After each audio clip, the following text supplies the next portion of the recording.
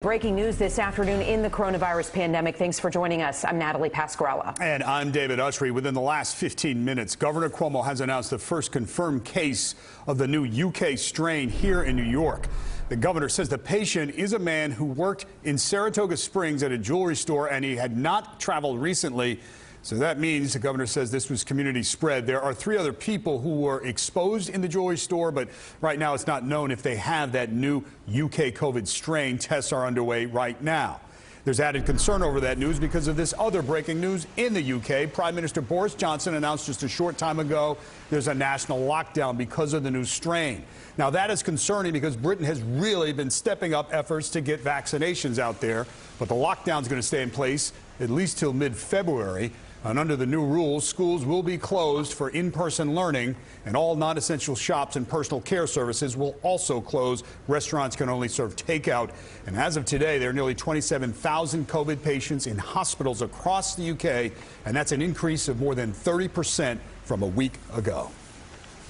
And Dave, this comes as New York is taking new action to speed up the COVID-19 vaccine rollout. Today, Governor Cuomo had a bold message for hospitals: use it or lose it. Now, so far, New York hospitals have only used about 46% of the state's vaccine supply. The governor said the providers that don't use their inventory quickly enough could face some hefty fines. Now, this comes as there was another shot of hope in the city to tell you about. New York City nurse Sandra Lindsay was the first American you'll remember to get the vaccine. Well, today she got the second and final dose. Now, News 4's Andrew Siff is live for us in Glen Oaks, Queens, with this vaccine crackdown. Hi, Andrew. Hi, Natalie. Yes, there is still that celebratory atmosphere out here at the hospital as Sandra Lindsay got her second shot, but also new questions from the city to the state, back and forth over the need to really speed up the rollout of the vaccine.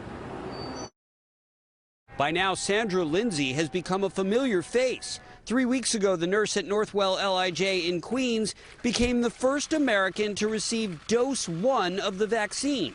And today, among the first to get shot number 2. Feels like I've completed the cycle, closed the loop. But now a new cycle beginning. We want those vaccines in people's arms. Governor Cuomo today blaming the slow rollout on hospitals and local officials, including Mayor de Blasio. I need them to take personal responsibility for their hospitals.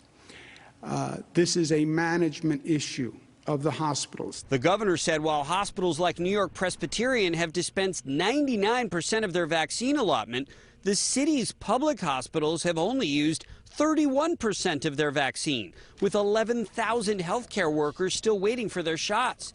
The mayor, who has promised the city will administer 1 million doses this month, quadruple the current pace, said hospitals needed time to get up to speed. Getting it right in the first few weeks was the trendsetter, and that's the thing that was going to give confidence. Now it's time to sprint. And the mayor kicked some blame back to Albany, saying the state has yet to authorize vaccines for police and teachers. We're not allowed legally to give the vaccine to. I want to give them the vaccine right away, but I have that authorization. We can be doing that on overnight shifts. But state officials call that a distraction. And the governor said hospitals could face fines if they don't quickly use vaccines in the refrigerator. If you can't do that within 7 days, then just raise your hand and say, I can't do this. The City Hall spokeswoman saying threatening to revoke the privilege of vaccination from the city's public hospital system is punitive and unnecessary. So a lot of questions about speeding up the vaccine rollout. The mayor again today saying 1 million doses in the month of January.